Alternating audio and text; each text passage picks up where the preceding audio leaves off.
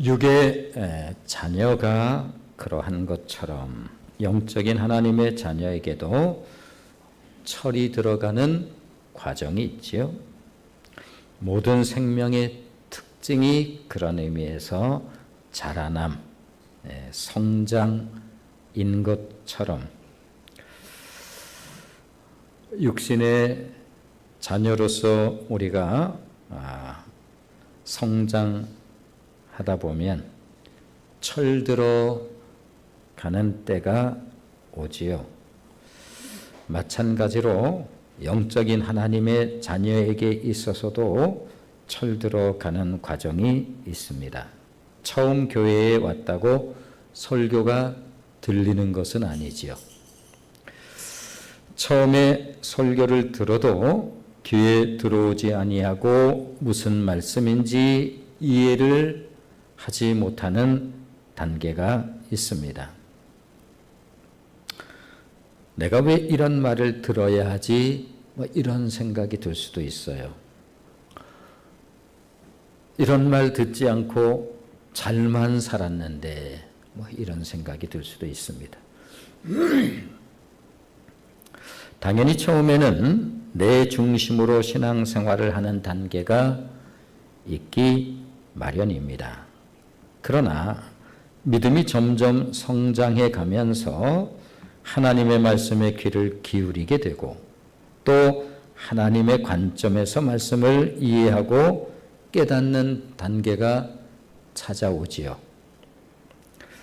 물론 오랜 시간 신앙생활을 했음에도 불구하고 이런 깨달음이 없는 경우도 안타깝지만 적지 않이 있을 수 있습니다.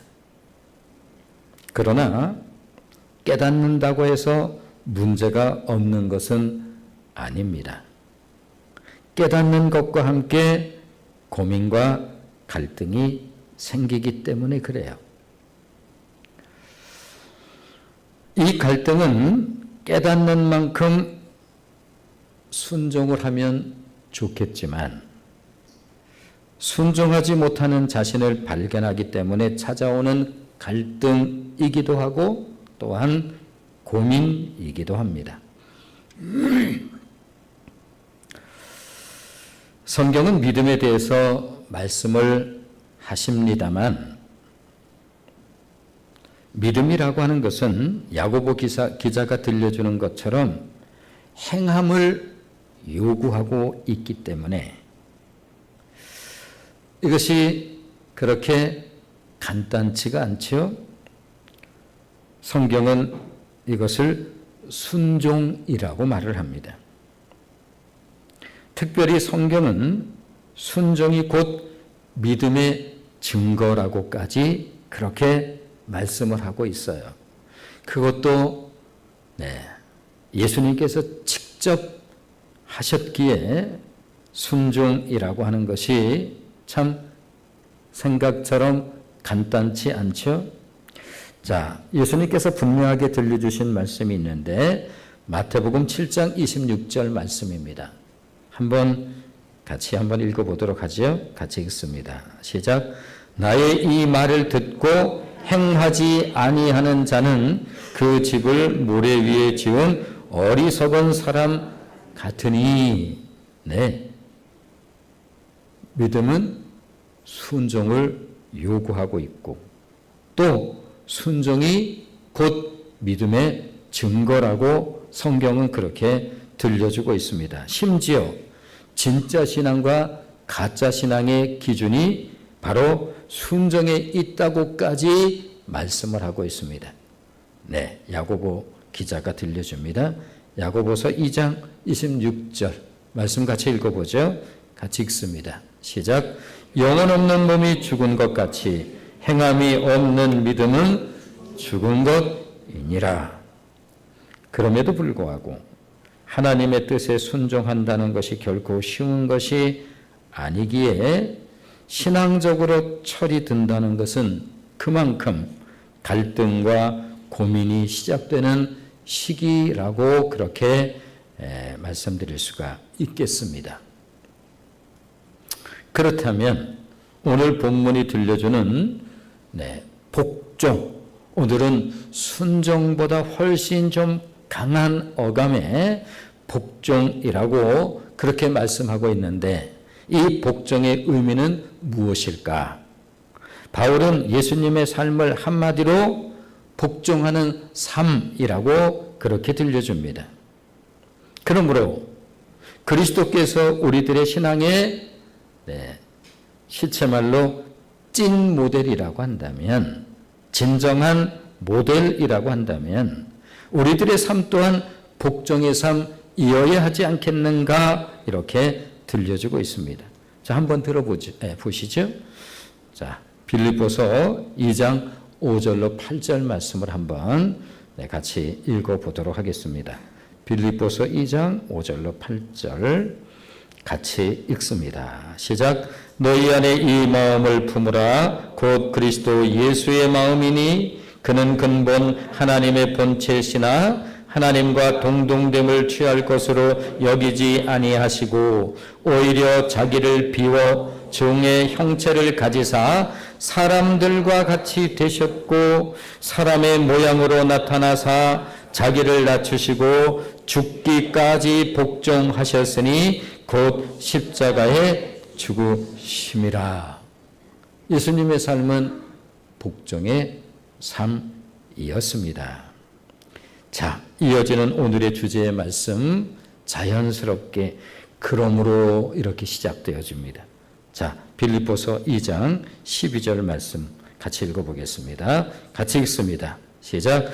그러므로 나의 사랑하는 자들아, 너희가 나 있을 때뿐 아니라 더욱 지금 나 없을 때에도 항상 복종하여 두렵고 떨림으로 너희 구원을 이루라. 지금 나 없을 때에도, 지금 옥중서신 가운데 하나의 빌립보서는, 그래서 우리가 빌립보서, 에빌, 볼빌, 다 바울이 옥중에서 쓴 편지, 옥중서신으로 분류되죠. 그래서 지금 나 없을 때에도 항상 복종하여 두렵고 떨림으로 너희 구원을 이루라. 그래서 성경에 그러므로가 굉장히 중요하죠. 그러므로의 성경이다, 이렇게 말씀드릴 수도 있습니다. 말씀을 하시고 그러므로, 저 유명한 로마서 12장, 그러므로 하나님께서 우리에게 은혜로, 우리 어떤 행위와 상관없이 하나님께서 은혜로 우리에게 구원을 주셨으니 그러므로 이제는 행함에 대한 얘기를 하는 거예요. 그러므로 너희 몸을 거룩한 산 제물로 드리라. 이 그러므로가 굉장히 중요하죠. 자, 너희 안에 이 마음을 품으라. 곧 그리스도의 마음이니. 자, 어떤 마음? 그리스도께서는 죽기까지 자기를 낮추실 뿐만 아니라 죽기까지 복종하셨습니다. 그러므로 죽기까지 복종하셨던 예수님을 바라보면서 예수님이 그렇게 하신 것처럼 우리 또한 예수님을 따라 해야 하는 것이 복종, 즉 순종임을 들려주고 있음을 볼 수가 있습니다. 그렇습니다. 빌립보서 2장 12절 말씀은 성도를 향한 명령의 말씀으로 예수님의 복종의 삶이 우리들에게도 그러므로 적용되어져야 하는 것입니다. 라고 말씀하고 있습니다. 또한 이것이 우리들이 두렵고 떨림으로 이루어가는 구원의 삶인 것입니다. 이렇게 들려주죠. 왜 그래야 하는가? 왜 복종해야 하는가? 이것이 바로 우리들이 두렵고 떨림으로 이루어가는 구원의 삶이기 때문에 그렇습니다.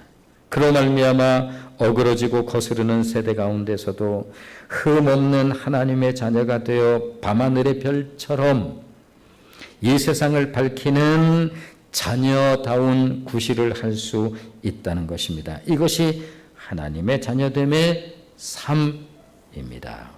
빌립보서 2장 15절이에요. 자, 그 뒤에 이어지는 15절 말씀을 한번 보시면 같이 읽겠습니다. 시작.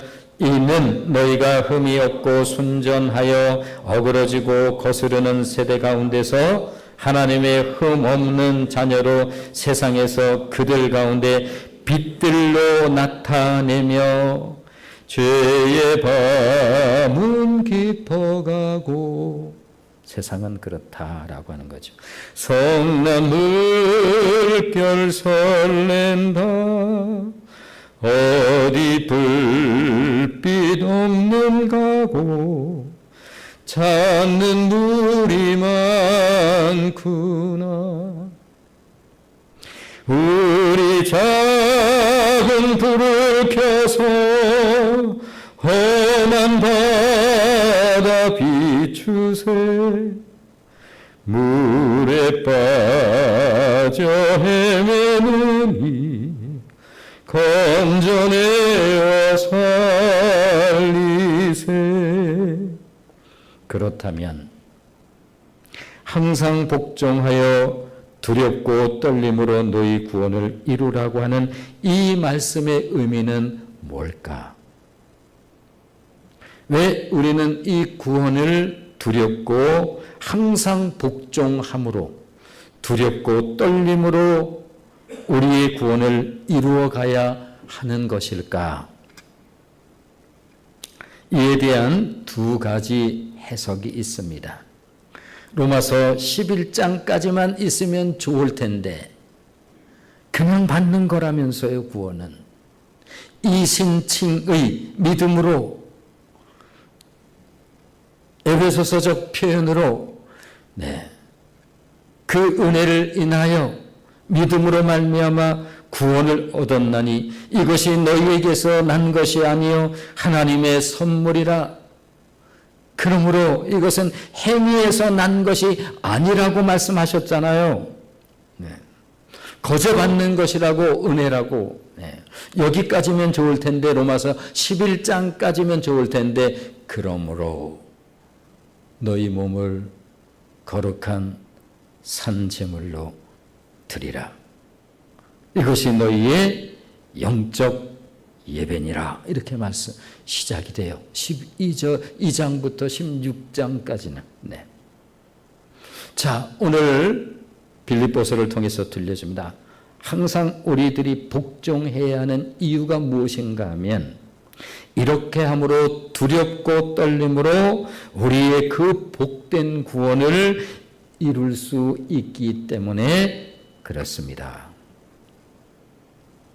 자, 그렇다면 말씀드린 것처럼 항상 복종하여 두렵고 떨림으로 너희 구원을 이루라는 이 말씀의 의미는 뭘까? 이에 대한 두 가지 해석이 있습니다. 하나는 성숙한 인격을 갖추어야 한다는 그러한 견해로, 당시 빌립보 교회는 겉으로 보기에는 은혜가 많은 듯 했지만 한편으로는 그 안에 문제가 있었다라고 그렇게 들려줍니다. 지상의 교회가 문제없는 교회가 있겠습니까마는, 왜 지상의 교회는 문제가 있어야만 되나요? 그것은 너무나 당연한 게, 나 같은 문제 많은 인간들이 모여 있는 곳이 교회이기 때문에 그렇습니다. 아무튼 하나님의 은혜로 충만할 것만 같은 빌립보 교회도 문제는 있었다. 어떤 문제였는가? 빌립보 2장 3절 말씀을 보시면 이런 문제가 있었다. 그래서 구원을 이룬다는 이 말씀을 이렇게 해석하는 것입니다 라고 하는 것인데, 자, 빌립보서 2장 3절 말씀을 같이 읽어보겠습니다. 시작. 아무 일이든지 다툼이나 허영으로 하지 말고 오직 겸손한 마음으로 각각 자기보다 남을 낮게 여기고, 이렇게 말씀하고 있어요. 그러기에 바울은 빌립보서 2장 14절 말씀을 통해 오늘 본문 안에 이 내용이 오롯이 이렇게 담겨 있습니다. 자, 14절 말씀을 한번 같이 읽어보실까요? 같이 읽습니다. 시작. 모든 일에 원망과 시비가 없이 하라. 일하는 데 있어서는 원망과 시비가 없도록 해야 할 것에 대해서 들려주고 있음을 볼 수가 있습니다. 따라서 두렵고 떨림으로 너희 구원을 이루라고 하는 이 말씀은 아직 미숙한 신앙의 모습에서 벗어나 신앙 인격을 성숙시켜야 한다는 의미의 말이라고 그렇게 해석을 하는데 상당히 일리가 있지요. 네, 첫 번째 견해. 네, 그렇습니다. 첫 번째 견해도 나름 그럴 수 있겠다라고 동의가 되어집니다. 자, 그렇다면 두 번째 해석, 두 번째 견해는 어떤 내용일까요? 두 번째 해석은 믿음으로 얻은 구원을 영생을 얻을 때까지 잘 간직해야 한다라고 하는 그러한 견해입니다. 받은 구원 잘 간직해, 이런 뜻이겠죠. 아주 단순하게 말하면. 그렇습니다. 우리들은 예수님을 믿음으로 이미 구원을 받았습니다. 우리가 신학적이다 그러면 괜히 좀 어렵게 들리지만 어려울 건 없어요. 우리 구원에는 이미와 아직이라고 하는 시제가 그 안에 들어있어요. 우리들은 예수님을 믿음으로 이미 구원을 받았습니다. 네. 동시에 또한 우리들의 구원은 앞으로 받게 될 것입니다. 이게 아직이에요. 아직. 네. 그러므로 이미 받은 구원을 천국에 들어가는 날까지 잃어버리지 않고 지켜야 하지 않겠습니까? 이것이 얼마나 중요한 것입니까? 그래서 처음 교회에 나왔을 때는 내 설교가 안 들리는 거예요. 이런 말 듣지 않아도 잘만 살고 있는데 억지로 혹여 나온 그러한 경우에 있어서는 심기도 좀 불편하죠. 알아들을 수 없는 말, 또 그것이 썩 근사하게 그렇게 들리는 것 같지도 않는데, 그거 듣지 않아도 잘만 살아왔는데 그러다가 조금씩 영적인 의식이 트이고, 영적 의식이 트인다는 것은 귀가 열린다는 뜻이겠죠. 하나님의 말씀이 조금씩 들려오는 그러한 과정이 있는데, 모든 성장에는 당연히 과정이 있죠. 흔히 말하는 성장통이라고 하는 이런저런 간단치 않은 그러한 시간도 있기 마련입니다. 그러다가 하나님의 말씀이 꿀송이처럼 달다면서요. 그건 너무 과장이지. 그런데 조금씩 내 귀가 열리고, 내 마음의 문이 열리고, 내 영적 눈이 열리면서 나에게도 하나님의 말씀이 이제는 들어오기 시작합니다. 들려지기 시작하고, 그 소중한 의미가 이런 것이구나.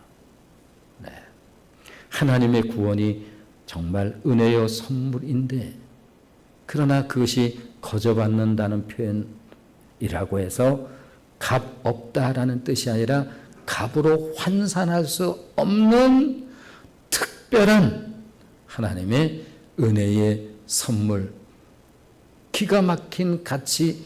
그러므로 이것을 거저받았기 때문에 소홀히 여기면 안 됩니다. 바울이 항상 복종하면서 두렵고 떨린 마음으로 이 구원을 이루어 가야 하는 것입니다 라고 들려주는 거예요. 첫 번째 견해에 대한 부분도 이해가 됐어요. 두 번째, 이 이미와 아직. 이미 구원을 받았습니다. 아직 우리는 천국에 들어가는 날까지 이것을 잃어버리지 않고 지켜야 합니다. 아직에 대한 부분이에요. 이 견해 역시 나름의 이유가 있는 것은 예수님의 비유를 보면 예수님을 믿는다 하는 사람들 가운데 상당수가 탈락할 수 있는 것 같은 말씀을 하세요. 그런 말씀을 안 하시면 좋으련만. 뭐 줬다 뺏깁니까? 뭐 예를 들어서 괜히 심사가 이렇게 좀 불편할지 모르지만 그 소중한 것을 잘 간직할 수 있어야 되는 이유. 탈락하는 듯한 말씀을 예수님께서 하고 계시기 때문에 그래요. 자, 마태복음 7장 21절 저 유명한 말씀이죠. 자, 마태복음 7장 21절 같이 읽어보겠습니다. 시작. 나더러 주여 주여 하는 자마다 천국에 들어갈 것이 아니요 다만 하늘에 계신 내 아버지의 뜻대로 행하는 자라야 들어가리라. 심지어 50%는 탈락할 것 같은 이런 뉘앙스, 이런 느낌의 말씀도 있어요. 물론 꼭 그런 의미로 하신 말씀은 아니지만 마태복음 24장에서 24장 40절 예수님께서 또 이런 말씀도 하신 바가 있습니다. 그때에 자, 마태복음 24장 40절 같이 읽어보겠습니다. 시작. 그때에 두 사람이 밭에 있음에 한 사람은 데려가고 한 사람은 버려둠을 당할 것이니라. 이거 저걸로 따지면 이게 한 50%네요. 한 사람은 올라가고 한 사람은 남기니. 물론 이런 뜻으로 하신 말씀은 아니지만 분명 여기에 이 소중한 구원에 대한 의미를 제대로 이해하지 못하고 그 말할 수 없이 소중한 값으로 환산하는 것을 그냥 무심히 여겨버리면 그럴 수 있겠구나라고 하는 매우 조심스러운 말씀을 주님께서 하신 바가 있습니다. 그러므로 예수님을 믿음으로 구원을 받았다 해서 복종하지 아니하고 마음대로 사는 경우 구원에 대해 절대로 안심할 수 없기에 두렵고 떨리는 마음으로 받은 구원을 지켜야 한다고 성경은 말씀을 하고 있는 것입니다. 그러므로 이미 받은 구원을 지키는 것 역시 쉬운 것은 아니겠지요. 자, 히브리서 4장 1절 말씀을 보시면 히브리서 4장 1절 같이 읽어보겠습니다. 시작. 그러므로 여기 또 그러므로 나오죠? 네, 그러므로 읽어보겠습니다. 시작. 그러므로 우리는 두려워할지니 그의 안식에 들어갈 약속이 남아 있을지라도 너희 중에는 혹 이르지 못할 자가 있을까 함이라. 이르지 못할 자가 있을까 두렵다. 그러므로 우리는 두려워할지니 두려워해야 한다는 거예요. 무엇에 대해서 그러면 우리는 두려워할까요? 성경에 보면 두려워하지 말라면서요. 네, 두려워 말 게 있고 두려워할 게 있지요. 두려워할지니 그의 안식에 들어갈 약속이 남아 있을지라도 너희 중에는 혹 이르지 못할 자가 있을까 함이라. 그러므로 이것이 얼마나 중요한 것이면 두렵고 떨리는 마음으로 이것을 지켜나가야 되는 것일까? 인생을 살다 보면 그렇습니다. 우리가 내 인생의 하프타임이라고 하는 책이 한번 오래전에 나와서 그 인생을 살아가는데 축구 경기의 하프타임이 가운데 있는 것처럼 인생의 전반전은 치렀어요. 그런데 후반전을 결정하는 데 있어서 정말 중요한 시간이 하프타임이겠죠. 자, 우리 인생 속에서 내 전반을 살 때는 이 후반이 안 보여요. 흐려요. 그러니까 젊은 시절에는 이것 없는 외침의 인생에 대한 부분들을 굉장히 기고만장하게 합니다. 꿈, 비전 뭐 이러면서. 그런데 인생이 속절없이 시간이라고 하는 것이 현재라고 하는 것이 속절없이 무너져요. 이 말하는 순간 지금 말씀드리는 이 순간 이 시간이 참 그 냉정하게도 속절없이 무너져 내려요. 현재라고 하는 것은 멈추질 않아요. 현재야 잠깐만 좀 얘기 좀 하고 이러면 좋을 텐데 현재는 절대로 멈춤이 없어요. 그냥 무너져 내려요. 그리고 과거로 가요. 이게 인생이에요. 그리고 이 인생에서 이쪽 편으로 내가 이제 향하는 그러한 때가 오죠. 여기에선 희미하게 보였던 이쪽이 굉장히 선명하게 보이기 시작하는, 여긴 끝이에요. 인생은 끝이 있는 거예요. 기독교의 역사관이에요. 이건 끝이 있는, 이걸 갖다 우리 종말 이렇게 표현해요. 개인의 인생에도 종말이 있죠. 끝이 있어요. 여기가 끝이 선명하게 보여요. 바울이 아주 간절하게 말하는 거예요. 이것을 여기에서 허둥대다가 이것을 놓쳐버려서 막상 가장 중요한 것을 가가지고 이 시간이 어느덧 나에게 딱 다가오는데 그때 어쩌려고요? 이걸 아시나요? 이게 인생의 냉정함입니다. 그래서 바울이 들려주는 거예요. 이거 제대로 간수하세요. 이거 제대로 관리하세요. 이거 놓치지 마셔야 돼요.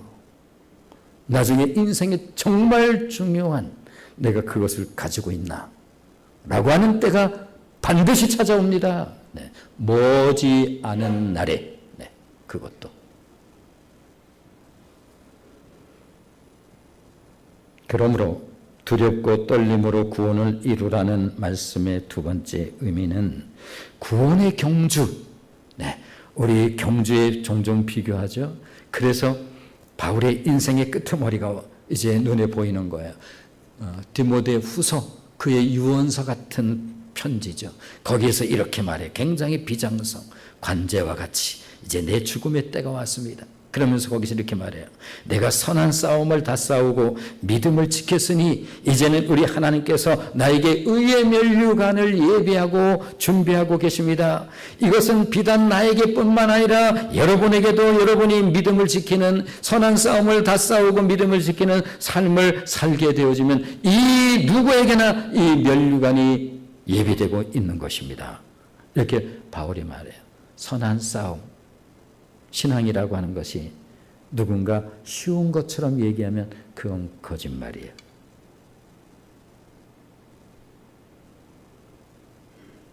영적으로 철이 든다는 것은 그리 신명나는 일만은 아닌 이유예요. 내가 그것은 싸움 같은 삶이었어요. 그것을 바울은 선한 싸움. 무엇을 위해서요? 이 믿음을 지키기 위한 것이고, 빌립보서를 통해서 편지 쓸 때는 이것을 항상 복종하십시오. 두렵고 떨리는 마음으로 이것을 지켜야 합니다. 이것을 구원을 이룬다라는 표현으로 지금 쓰고 있는 거예요.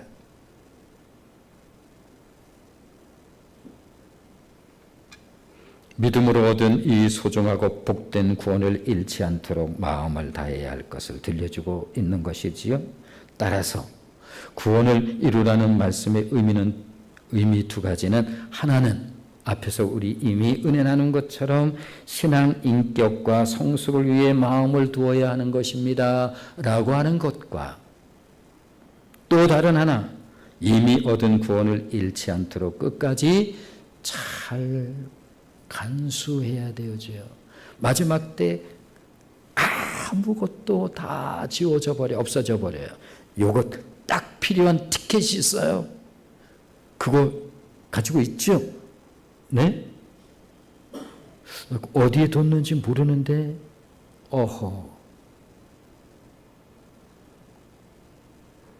인생 속에서 냉정한 순간은 항상 냉정하죠. 끝 시간이 정말 냉정합니다.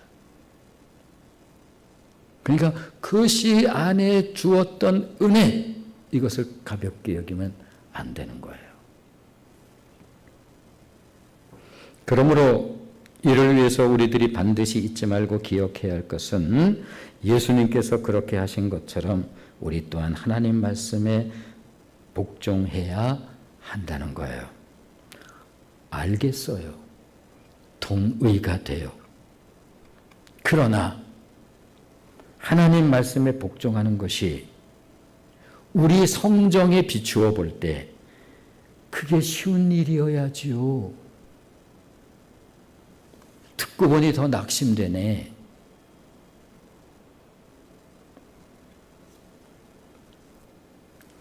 리처드 할보슨이라고 하는 분이 이 부분에 대해서 이렇게 들려주었다고 하지요. 예수 믿는 생활 중에 가장 어려운 것은 자기를 버리고 하나님께 복종하는 일이라고. 아니, 그분이 얘기 안 해도 우리도 알아요. 그거는. 그렇습니다. 복종이란 우리 능력 범위 넘어서에 관한 것입니다. 이와 관련해서 바울이 육의 성정을 가지고 우리가 이 세상에서 우리 삶이 끝날 때까지 우리는 육의 성정을 버릴 수는 없습니다. 우리는 육을 가지고 살아가잖아요. 육의 성정을 가지고 있는 우리들이 왜 복종이 어려운지 이렇게 들려줘요. 자, 로마서 8장 7절로 8절 말씀을 보시면 로마서 8장 7절로 8절입니다. 같이 읽겠습니다.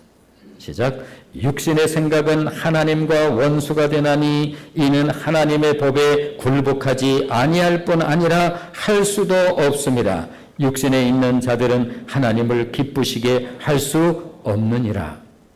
그렇습니다. 육의 성정을 가지고 있는 인간은 본질상 하나님의 법에 굴복이 안 되는 존재입니다. 갈라디아서에서 바울이 그렇게 들려줘요. 성령을 쫓아 행하라. 그리하면 육신의 욕심을 이루지 아니하리라. 우리 인생이 근본으로 갈등이에요.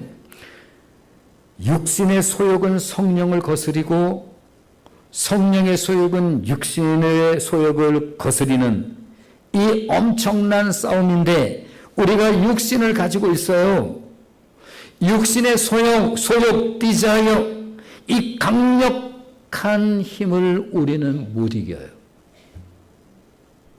누구도 못 이겨요. 이게 육체의 소욕이라고 하는 거예요. 그래서 육체의 속은 하나님과 원수가 되어 본질상 하나님의 법에 굴복하지도 아니해요. 그런데 우리는 이 육신을 벗을 수가 없이 이 육신을 가지고 있어요. 그래서 바울이 말하는 거예요. 성령을 쫓아 행해야 할 것에 대해서. 그러므로 예수님을 믿는다고 하면서 성령으로 행하지 않을 때 하나님 앞에 복종한다는 것은 가능하지가 않다는 거예요. 성령을 따라 행하라. 네. 그러므로 우리가 육신을 가지고 있는 우리들. 네.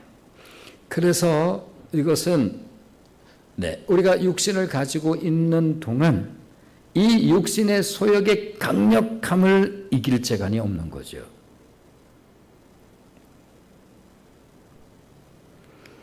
그렇다고 나름대로 연조가 있다고, 신앙 연조가 있다고 종교적으로 그럴듯한 제스처 쓴다고 안 되는 거예요.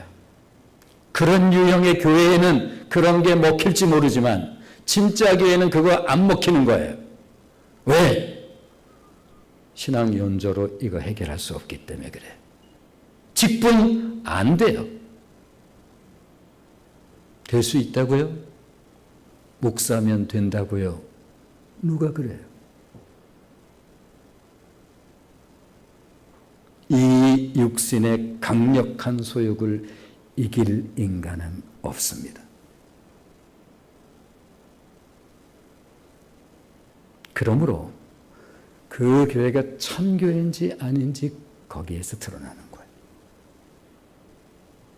종교적인 교회는 늘 이런 것으로 하는 거예요. 그래서 목사가 설사 할렐루야 이런 것으로 되는 거 아니라고요. 예를 들어서 그런 거예요. 그렇다면 이처럼 어려운 복종의 문제를 하나님께서는 왜 명령을 하시는 것인가요? 네, 이와 관련해서 바울이 들려주고 싶은 말씀이 오늘 본문 2장 13절이에요. 자, 같이 한번 읽어보겠습니다. 같이 읽겠습니다. 시작. 너희 앞에서 행하시는 이는 하나님이시니 자기의 기쁘신 뜻을 위하여 너희에게 소원을 두고 행하게 하시나니. 내 안에 계신 하나님께서, 내 안에 영으로 계신 우리 하나님께서 자기의 기쁘신 뜻을 위하여 우리에게 소원을 주신다는 거예요. 그렇다면 우리에게 무슨 소원을 주신다는 거죠? 하나님의 뜻에 합한 소원을 주실 뿐만 아니라 우리로 하여금 그것을 행하게 하신다라고 말씀하고 있습니다. 그렇습니다. 우리를 향한 하나님의 기쁘신 뜻은 하나님 말씀에 복종하는 것인데, 예수님을 믿으면 성령이 내 안에 내주하시고 그 성령을 통해 하나님께서는 선하신 그분의 뜻에 복종하고 싶어하는 소원을 나로 하여금 마음속에 일으켜 주신다는 거예요. 하나님의 뜻에, 말씀에 순종하고 싶은 삶을 살고 싶다.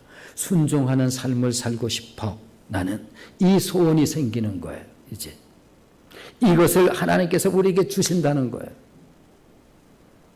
그러기에 바울이 깊이 깨달은 게 있어요. 빌립보서를 통해서 들려줘요. 내게 능력 주시는 자 안에서 내가 모든 것을 할 수 있느니라. 이런 말씀을 다른 것에 막 쓰면 안 돼요. 이 말씀은 이와 같은 문맥 속에서 오늘 주시는 거예요. 내가 부할 수도 있고, 내가 가난할 수도 있고, 비천할 수도 있고, 내 그런 것을 뛰어넘는 삶을 살 수 있는, 내게 능력 주시는 자 안에서 이 모든 것이 가능하다라고 하는 고백을 하죠. 우리 능으로는 안 돼요. 결심으로 안 된다니까요. 제스처로 그건 종교적인 교회 돼버리고 마는 거예요. 그래서 직분 가지고 뭐 하려고 하는, 아니라니까요. 목사라고 되는 게 아닌 거예요.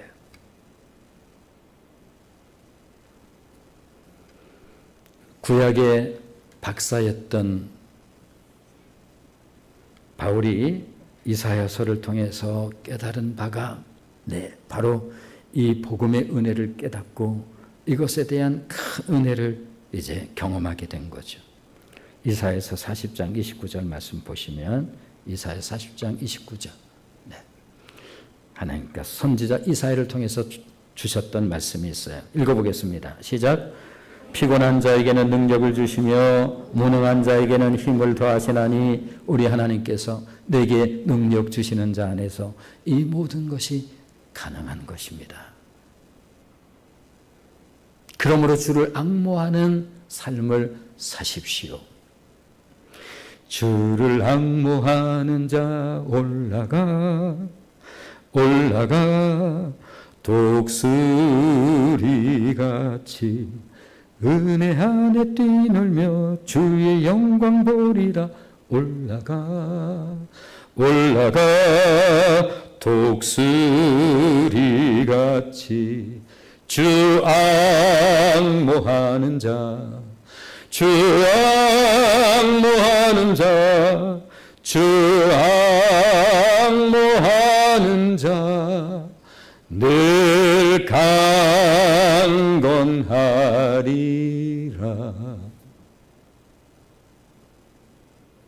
교회는 이 은혜 안에 거하고 이 은혜를 경험하고 이것을 누려야 되어지는 것인 것입니다.